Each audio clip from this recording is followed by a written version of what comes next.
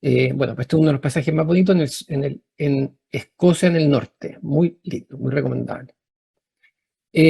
La idea de este rato, esta presentación, y ojalá podamos después quedarnos a discutir o conversar un rato, va a ser hablar de DBT, un repaso rápido de la evidencia que existe en DBT, la terapia conductual dialéctica.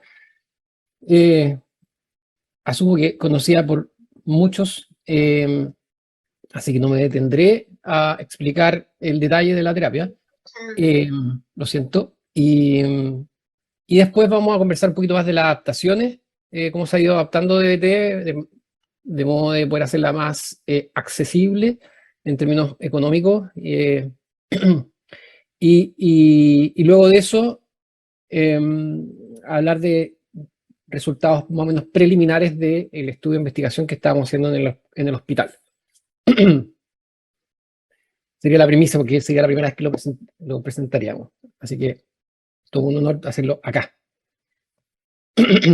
Ya. Y por favor, si quieren interrumpirme, quien quiera, durante la presentación, no hay ningún problema, por favor. Ya. Entonces, ok.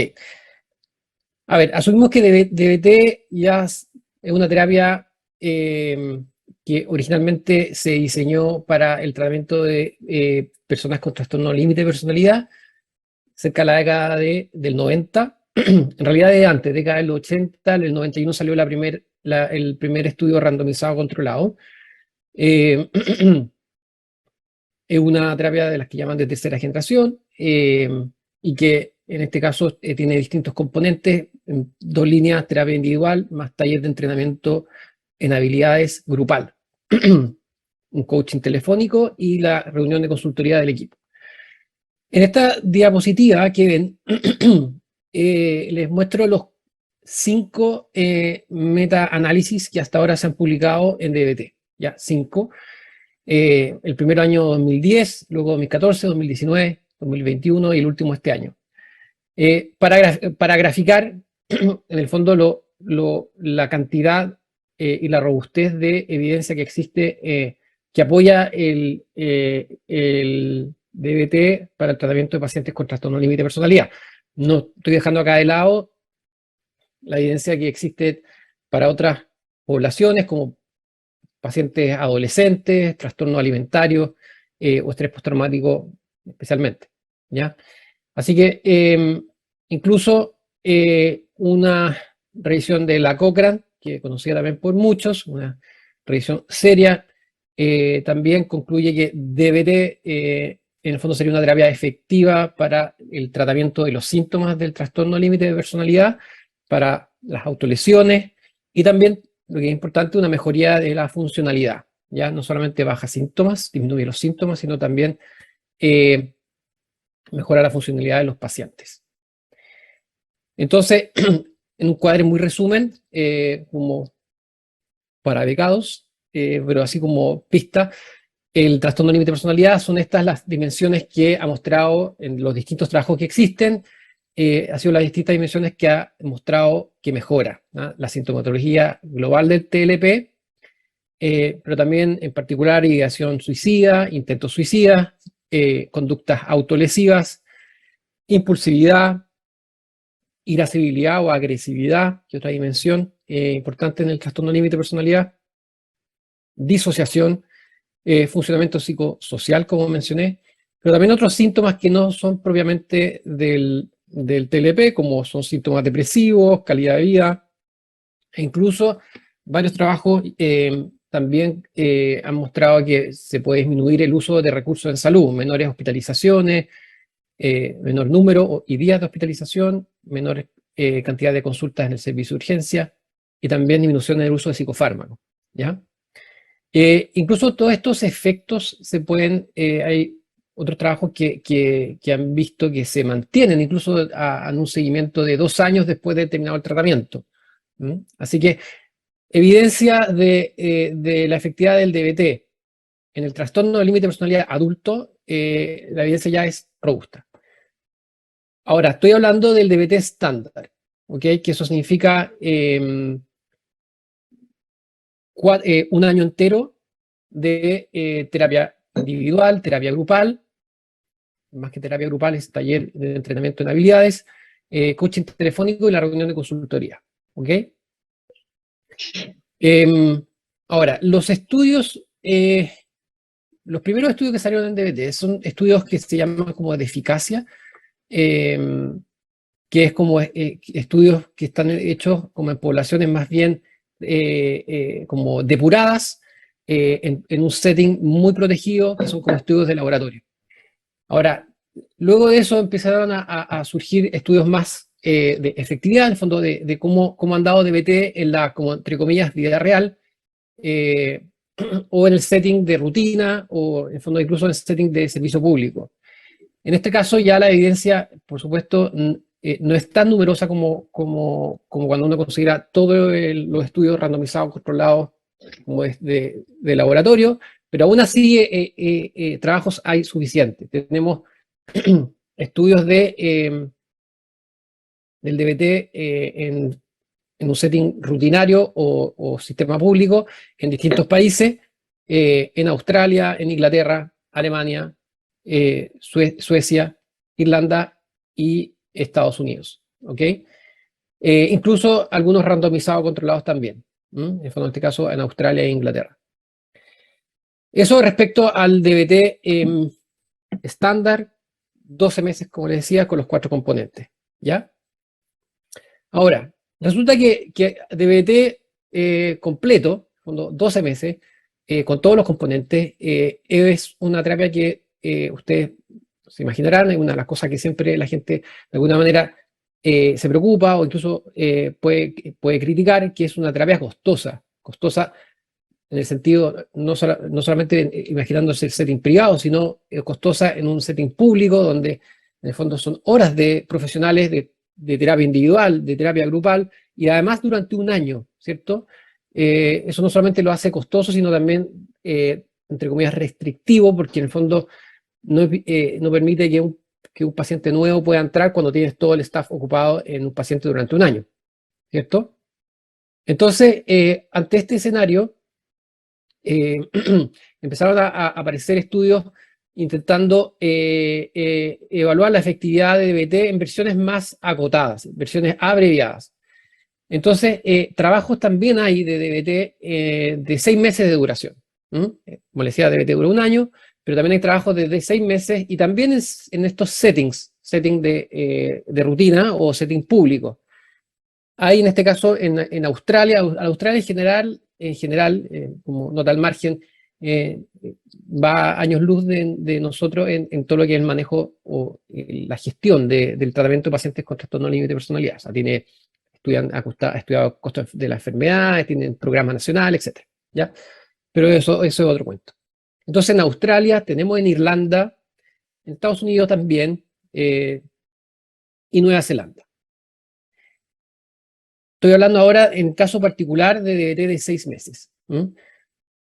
Porque, como voy a mencionar solamente la rápida más adelante, DBT dura 12 meses, pero en el fondo son 2 ciclos de 6 meses. Los pacientes que están en el grupo de entrenamiento en habilidades dan 2 vueltas al ciclo, ¿ya? De entrenamiento en habilidades. Por lo tanto, lo que hacen estos trabajos es hacer que los pacientes estén solamente un ciclo.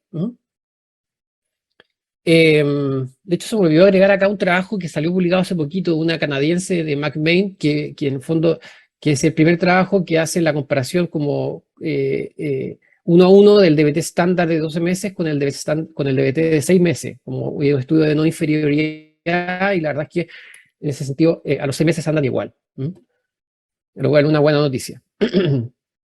Entonces, más interesante aún el caso de Irlanda. Como les decía, Australia tiene experiencias, pero de sobra, en la implementación de programas en general para el trastorno límite de personalidad. Programas en general, no exclusivamente DBT. Lo interesante de Irlanda es que implementó como un plan nacional de DBT, un programa nacional para atención de pacientes con trastorno límite de personalidad, a nivel secundario, ya que serían como los COSAM. o el CDT también. Lo que pasa es que el CDT es un ambulatorio de especialidad, o sea, un hospital. Acá son COSAM, que sería un COSAM, en un país que, esto es la República de Irlanda, no es Reino Unido, pero es un país relativamente chico. Estamos hablando de 3, 4 millones de habitantes, creo que está cerca de los 3 millones de habitantes.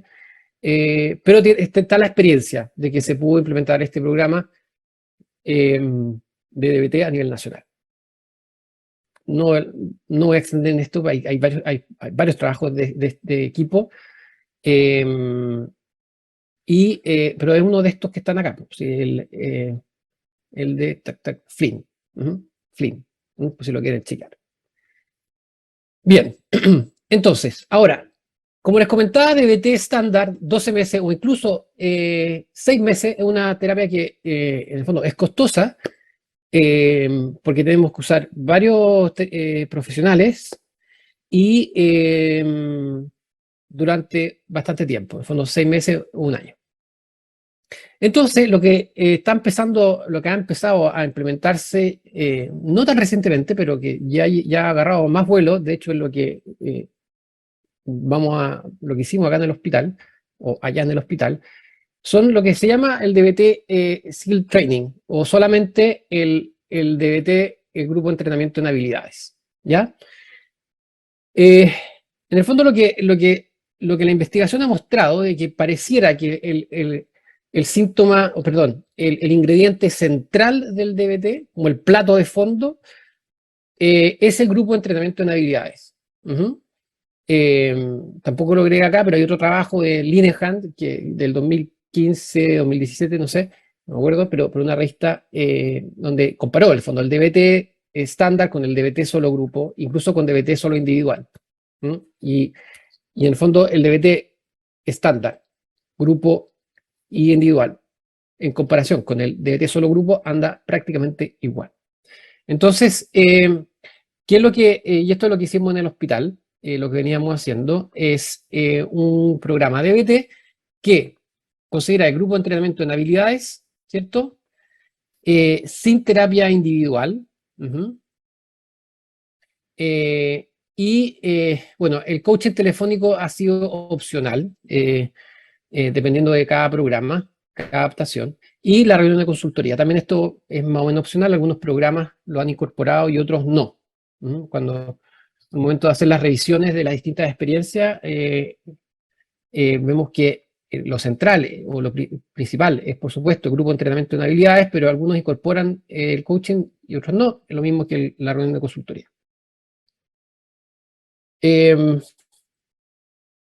Bien, entonces voy a borrar los dibujos. Ya, ¿se borraron? Sí. Entonces, lo otro que en el fondo sucede en el DBT ST o el DBT Grupo de Entrenamiento en Habilidades, este tipo de adaptación, es que además de que yo me quedo de quedarme solamente con el grupo de entrenamiento de habilidades, yo también recorto el tiempo del entrenamiento. Si el entrenamiento estándar dura un año, yo lo que hago acá es hacer solamente un ciclo, una vuelta, ¿cierto? Por lo tanto, recorto esta otra vuelta. Acuérdense que el entrenamiento de habilidades son 2 ciclos. Y me quedo con solamente uno, que serían 24 semanas, ¿ya? Ahora, también yo puedo recortar el número de habilidades, por lo tanto, tener programas de DBT grupo de menos tiempo, que es lo que nosotros hicimos en el hospital.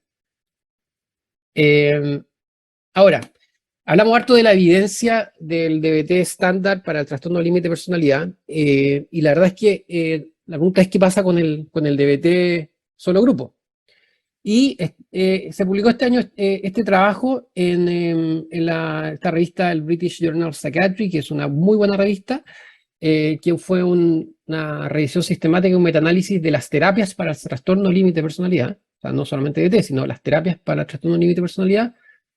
Y lo interesante de este trabajo, a diferencia de todos los otros, es que separó el DBT estándar del DBT solo grupo. O sea, tomó como intervención aparte el DBT solo grupo, ¿ya? Y esta es la primera vez que, esta es la primera como revisión que hace esto. En las otras revisiones, en el fondo, se metían todo dentro de del mismo grupo. Y tenemos que, perdón, ya. Efectivamente, el grupo de entrenamiento en habilidades solo, ya sin terapia individual, mostró o ha mostrado ser, en el fondo, tener un efecto en la severidad de los síntomas del TLP, en la funcionalidad psicosocial, en la rabia o la irritabilidad, en la inestabilidad afectiva, en la impulsividad y incluso en síntomas psicóticos o disociativos, en el fondo básicamente disociación, y síntomas depresivos, que son los que están aquí destacados en rojo. ¿Ok? Entonces, esto es una gran noticia, porque en el fondo estamos ya confirmando, entre comillas, como oficialmente una publicación de que el DBT solo grupo es una terapia basada en la evidencia. ¿Ya?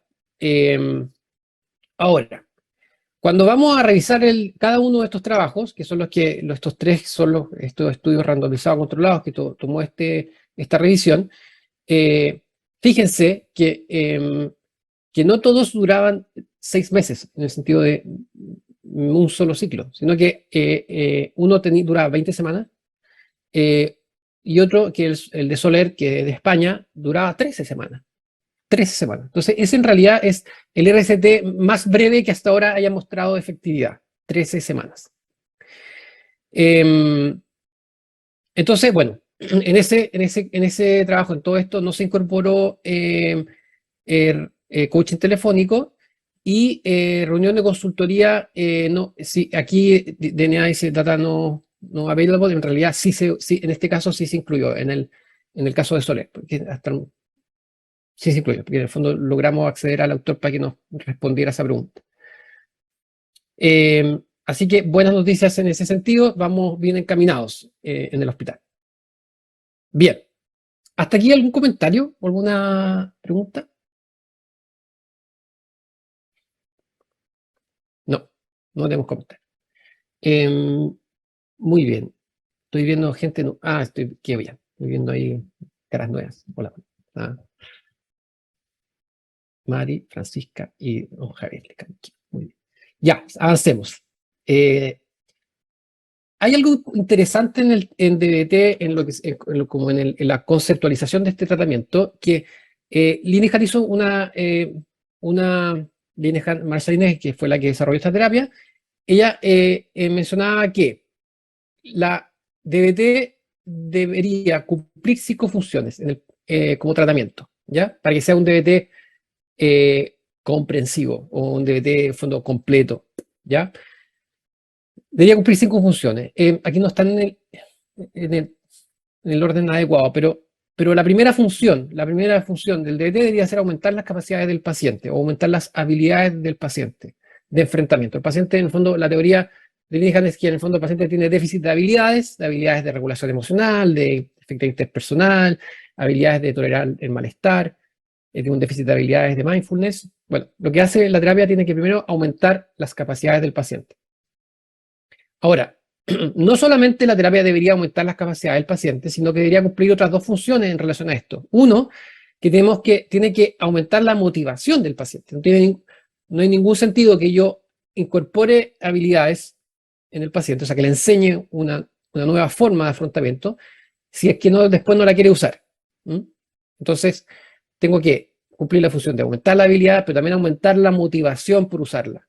¿Ya? Y en tercer lugar, la tercera función, que se llama la de asegurar la generalización,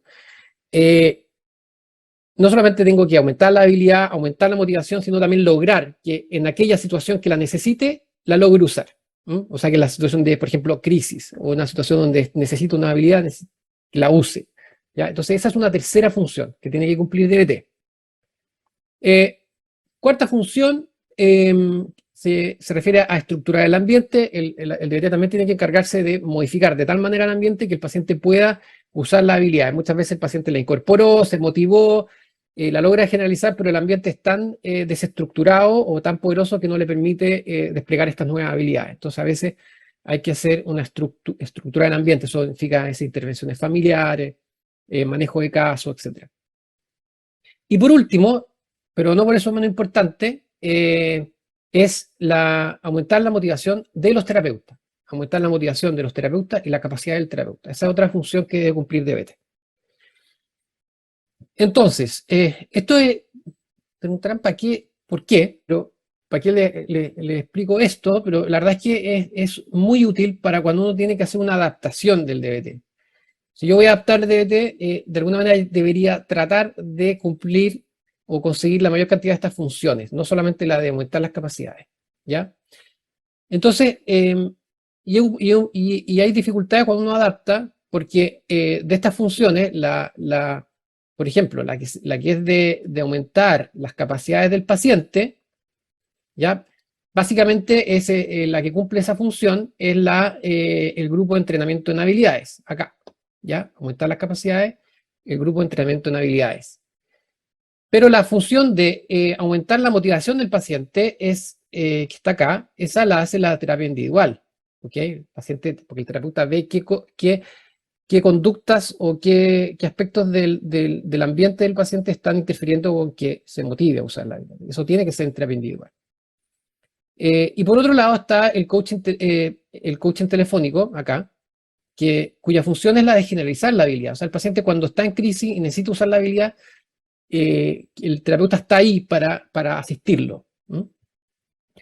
Por otro lado, la estructura del ambiente, distintas intervenciones pueden encargarse de eso, principalmente la terapia individual, pero también está la psicoeducación a la familia, el manejo de casos, etc. ¿Ya? Y por último está la motivación, la función de aumentar la motivación de los terapeutas, y esa función la realiza la reunión de consultoría. ¿Ok? Entonces, estas son las funciones de DBT. Entonces, cuando hagamos una adaptación, tenemos que tener esto en mente. Borrar todos los dibujos. Muy bien. Ya. Siguiente. Entonces, tenemos que eso. Los cuatro modos de DBT, modo se refiere a estos cuatro componentes, son grupo de entrenamiento en habilidades, terapia individual, coaching telefónico y reunión de consultoría. Bien, esto hasta acá la primera parte. Lo que haremos ahora es hacer un adelanto, un trailer, ¿cierto? Del trabajo de investigación que hicimos en el hospital, por el cual estoy acá también, y que fue estudiar la efectividad, y también la factibilidad y aceptabilidad de un grupo de entrenamiento en habilidades abreviado, no solamente abreviado, sino nosotros para enchular un poquito más, le pusimos mejorado, ¿cierto? Enhanced, ¿ya? Para el tratamiento del trastorno límite de personalidad en un setting ambulatorio público en Santiago de Chile, ¿ya? Básicamente fue hacer el grupo de entrenamiento, de entrenamiento en habilidades que se estaba haciendo en el hospital, que está a cargo Vicente Busto, que de 13 semanas lo que hicimos fue como mejorarlo, no o sea, potenciarlo, porque mejorarlo pareciera como que no hubiera estado bien, estaba muy bien, o sea que lo hicimos potenciar, ¿cierto, Vicente? Muy bien. Entonces, ¿cuáles fueron los participantes del estudio? Perdón, no, déjame que tengo que borrar esto. A ver, en el estudio incorporamos pacientes adultos con diagnóstico de trastorno límite de personalidad que fueron derivados desde el CDT. Pero también tuvimos varios que fueron derivados desde el COSAM, del COSAM SAFE. El setting del estudio, donde se hizo la intervención, fue en el fondo el CDT, pero fue el CDT virtual, porque la intervención fue online. Se hizo por Zoom, pero los psiquiatras que atendían a los pacientes eran los psiquiatras del CDT principalmente. En algunos casos los psiquiatras siguieron siendo los del SAFE. El periodo de reclutamiento de los pacientes fue entre abril y mayo de este año. El reclutamiento me refiero al periodo durante el cual fueron ingresando, ¿ya? Por supuesto, tuvimos la aprobación del Comité de Ética del Servicio de Salud. Y afortunadamente, y estoy muy agradecido de que hayamos logrado esto, tuvimos un fondo de investigación que nos permitió llevar a cabo el estudio. Obtuvimos un fondo del MIDAP, ¿ya? Por 2 años. Entonces, ¿en qué consistió la intervención? ¿Ya? ¿En qué consistió? Esto, hay algunas diapositivas que están en inglés, porque eran una foto, entonces no las puedo modificar, lo siento. Fue este grupo de 13 semanas, que es el que desarrolla Vicente Busto, mejorado, ¿cierto? Basado en solo grupos, pero ¿cómo lo mejoramos?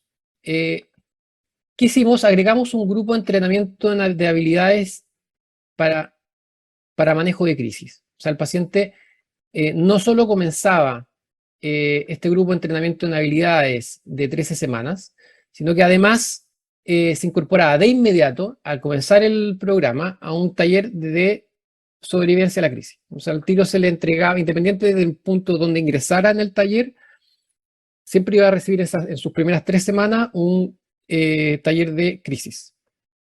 Pero además, el paciente cuando ingresaba partía un taller de psicoeducación, de orientación y psicoeducación. También las primeras 3 semanas. O sea, las primeras 3 semanas el paciente asistía a 3 talleres. ¿Ya? Si se fijan, si se ya logran dar cuenta, pensando en las funciones de DBT, la primera, el primer taller que aparece acá, que es el grupo de introducción y de psicoeducación,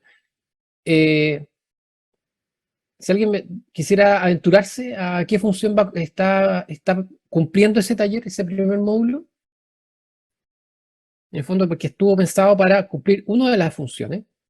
Ya, nadie se atreve. La idea de este taller era aumentar la motivación de los pacientes. En el fondo, ya que no teníamos terapia individual, consideramos, en base a la experiencia que teníamos en el DBT intrahospitalario, de que la psicoeducación aumentaba la motivación de los pacientes a sumarse a los talleres. Ya por eso lo incorporamos. El taller de manejo de crisis en realidad fue para aumentar las habilidades del paciente, cuando es como un apéndice del grupo de entrenamiento en habilidades.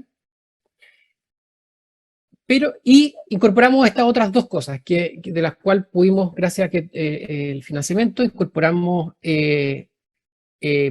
llamados telefónicos, ¿ya? Lo cual fue una novedad, una innovación para lo que estábamos haciendo en el hospital, y tuvimos 2 como instancias telefónicas. Una fueron las llamadas de check-in, que en el fondo la enfermera que llamaba, que es Claudia Araya, que varios la conocen, una enfermera que está entrenada en DBT, llamaba todas las semanas a los pacientes, todas las semanas en un horario determinado, los llamaba todas las semanas, para chequear que el paciente esté encarrilado. Es como llamada check-in, en el fondo, si es que estaba asistiendo, si estaba teniendo alguna dificultad para asistir, dificultad tanto logística como dificultad motivacional. Entonces, aquí en este llamado también cumplíamos 2 funciones. Uno, aumentar la motivación del paciente, y 2, estructurar el ambiente. Y además, la Claudia también estaba disponible en horario de oficina para recibir llamadas en caso de emergencia. Entonces, el paciente, cuando estaba en crisis, podía llamar a Claudia para cumplir la función de generalizar la habilidad. Entonces, ahí estamos haciendo cargo de esa otra función, generalización de las habilidades. Y por último, la reunión de consultoría que siempre estuvo, pero obviamente la mantuvimos durante las 13 semanas del programa, y la reunión era de 60 minutos. ¿Ok? Entonces, administrando recursos de la mejor manera posible, tratando de ser lo más eficiente posible, intentamos cumplir las 5 funciones de DBT: aumentar las habilidades del paciente, aumentar la motivación del paciente, generalizar las habilidades, estructurar el ambiente y aumentar la motivación de los terapeutas. ¿Sí? Espero haberme explicado bien en este punto. Ya, seguimos. Entonces, ya. Bueno, en realidad no voy a explicar este detalle. Estos son el detalle de todas las habilidades que enseñamos. En la última columna, a la derecha, están todas las habilidades que se enseñaron a lo largo de las 13 semanas, los 4 módulos, ¿cierto? Mindfulness, tolerancia al malestar, regulación emocional y efectividad interpersonal. Pero también aquí están las habilidades que se enseñaron en el taller de crisis, que fue un taller de 3 semanas que iba rodando, se iba, los pacientes ingresaban en cualquier punto después de 3 semanas completaban el ciclo. Lo interesante que también los pacientes quedan, este taller queda abierto, entonces si por ejemplo el paciente ingresaba en mayo, pero resulta que completó las 3 semanas de taller de crisis, pero resultó que 1 mes, 2 meses después, en el fondo empezó a tener alguna situación ambiental que se les hizo más difícil o empezó a tener más crisis, él podía sumarse nuevamente al taller. O sea, queda como abierto. Eso, y aquí está a la izquierda, en la primera columna, en el fondo, los contenidos de la psicoeducación. ¿Ya? Entonces, eso es respecto al taller y los terapeutas. Acá están los terapeutas. Lo otro fue muy, digámoslo, muy bonito, porque los terapeutas, bueno, como les mencioné al inicio, la terapia fue online. Entonces, tuvimos terapeutas de distintas partes. Entonces, estaba, bueno, por supuesto ahí Vicente, que era uno de los terapeutas grupales, pero tuvimos los otros terapeutas porque tuvimos dos grupos de dos duplas terapéuticas. Estaba Natalia Franco, que ella es psiquiatra infanto-juvenil, que trabaja en el hospital en Vallenar, pero se sumó al proyecto. Estaba Nicole Ruiz, que es psicóloga, también terapeuta de BT, y está en Puerto Montt. Está Laura Chalela, abajo, a la derecha, que ella es también psicóloga y ella está en Bogotá. O sea, ella, está Natalia Franco, Nicole Ruiz, Laura Chalela, que está en Bogotá. María José Bob, que ella es psicóloga de DBT Chile. También ella participaba de los talleres de tolerancia al malestar. También estuvo como parte del equipo, pero se comprobó después de esta foto, de cuando saqué esta foto, Viviana Fernández, que está por ahí, que es psicóloga del CDT, que ella estuvo participando de los talleres de tolerancia al malestar o los talleres de manejo de crisis. Y Claudia, ¿cierto? Claudia Araya, que es la enfermera. Yo estaba participaba un poco como coordinador del programa, como el investigador, y además yo hacía altos talleres de psicoeducación y orientación, ¿ya? En fondo, al inicio del tratamiento.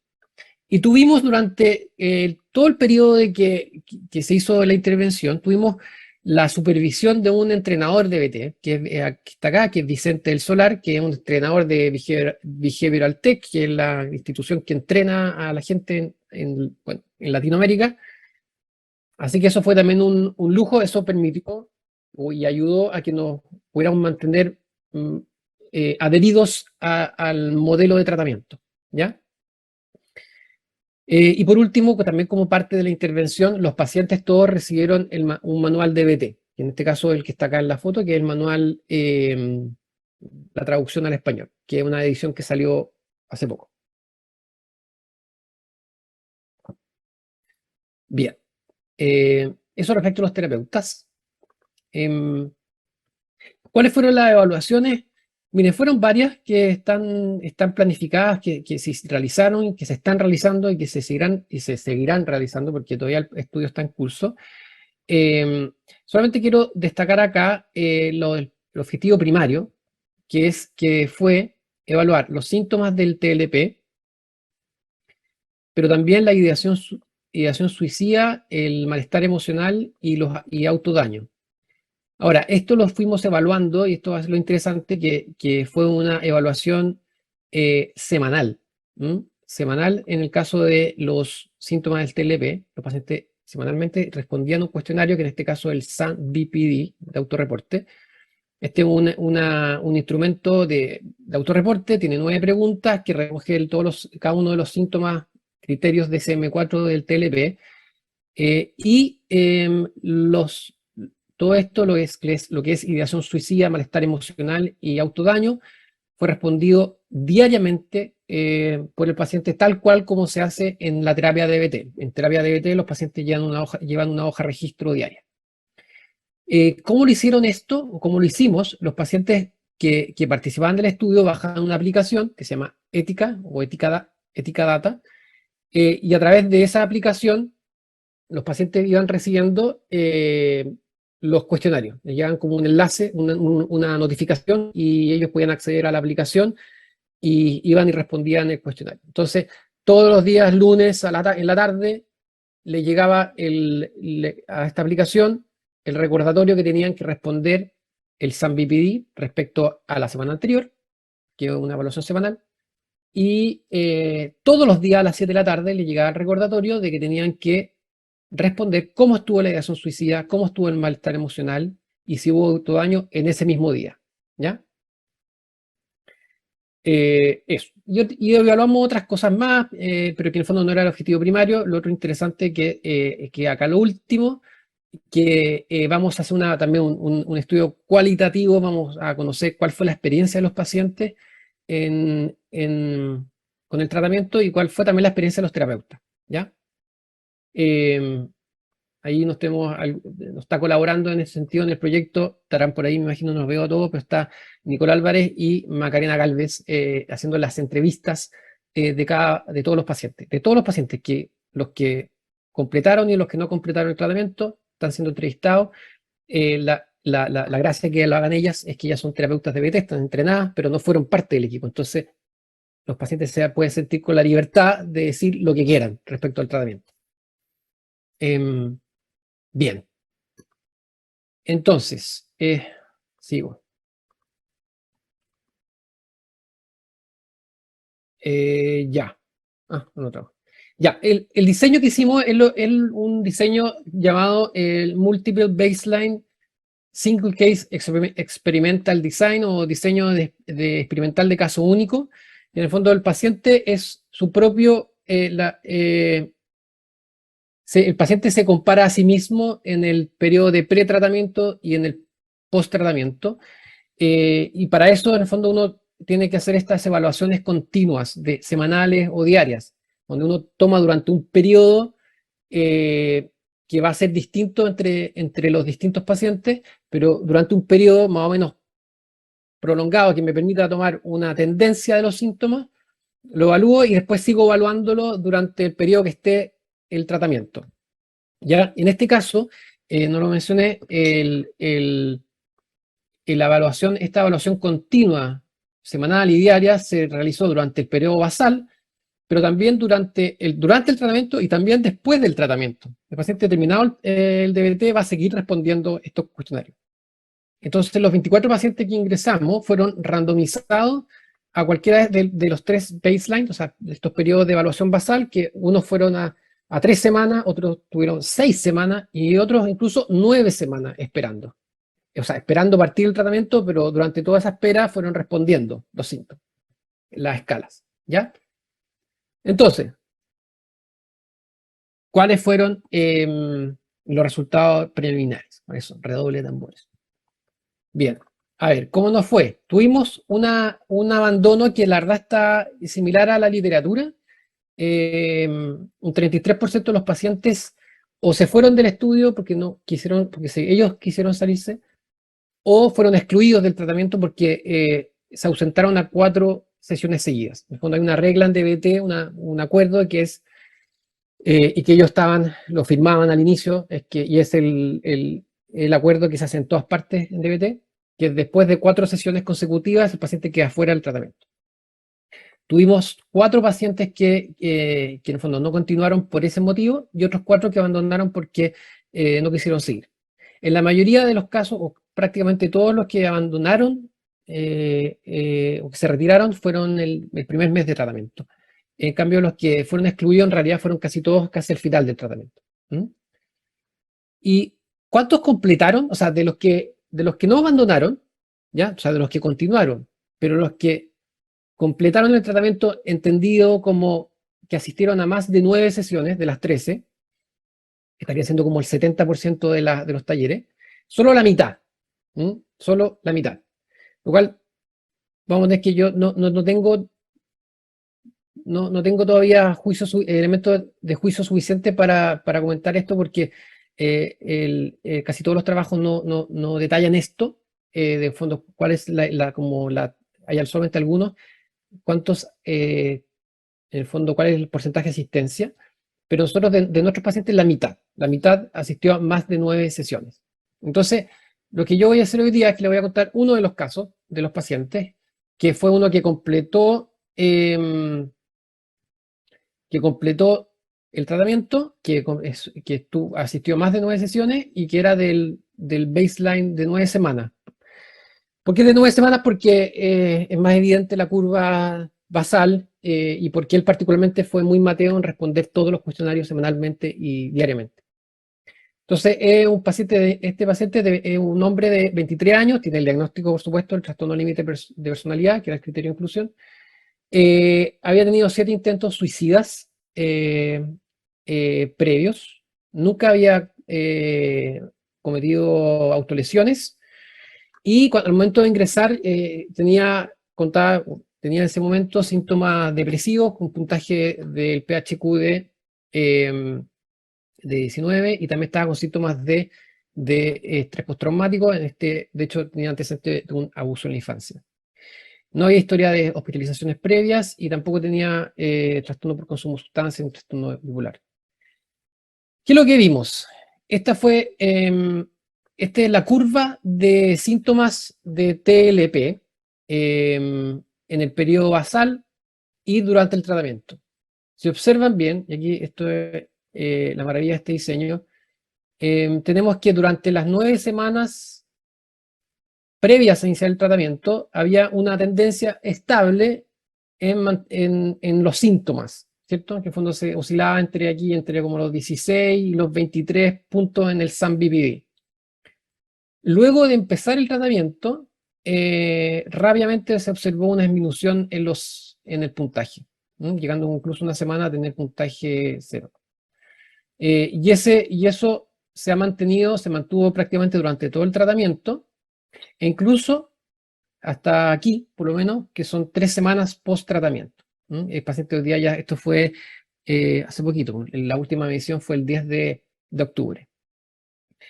Este fue el patrón de asistencia del paciente, en fondo faltó solamente a 4, y se observa en fondo una como evidente disminución de síntomas pre-tratamiento. La idea en el fondo es hacer esto con cada uno de los pacientes que completaron y también con los que no completaron, o sea, en el sentido de los que no respondieron, o sea, los que no asistieron a más, los que asistieron a menos de 4, ¿ya? Entonces, si uno observa que tanto el que espera 3 semanas, o el que espera 6, o el que espera 9, en el fondo, hay un cambio posterior al inicio del tratamiento, uno puede decir razonablemente que la terapia es efectiva en disminuir los síntomas, ¿ya? No me extendí tanto en este tipo de diseño, pero este diseño se usa mucho en terapia, en psicoterapia y en educación también. Y si bien no tiene la cualidad de los randomizados controlados, que puedo medir un tamaño de efecto, sí es suficiente para decir que este tratamiento fue efectivo, ¿ya? Así que así nos fue con los síntomas del TLP, ¿ya? ¿Y qué pasó con las otras dimensiones? En el caso de el malestar emocional, esta fue la curva. Después que el paciente inicia el tratamiento, el reporte diario de malestar emocional, porque el paciente se le preguntaba, ¿cuál fue tu mayor malestar emocional de 0 a 5? ¿Ya? Entonces aquí también observamos que hay una disminución del malestar emocional. Y lo otro es que es la ideación suicida. En el fondo, ¿cuál fue tu mayor ideación suicida hoy, de 0 a 5? Y también, después de inicio de tratamiento, la ideación suicida disminuyó. En el fondo, los pacientes se fijan durante el periodo basal, oscilaba entre 5, 3, ¿cierto?, de mayor intensidad. Y después del tratamiento ya hay periodos en el cual, en el fondo, pasaba incluso algunos días sin ideación suicida o ideación suicida 1. Así que esto también fue muy, muy llamativo. Hubo Otras variables que son pre-post, en el sentido de que no sabemos si es que el efecto es producto de la evolución del tiempo o es producto del tratamiento, porque solamente son 2 tomas, al inicio y después del tratamiento, pero también se observó una disminución en la desregulación emocional, en la funcionalidad de la personalidad, en síntomas depresivos y en estrés postraumático también. ¿Ok? Eso. Así que esos son nuestros resultados preliminares. Felicitarte nomás, pues Matías, o sea, qué increíble como tu motivación y tu empuje no solo generado como un equipo de DBT en el hospital, sino que incluso llevando como la experiencia al resto del mundo, digamos, o sea, mostrando resultados de esta manera. Así que muchas gracias. Gracias. Gracias.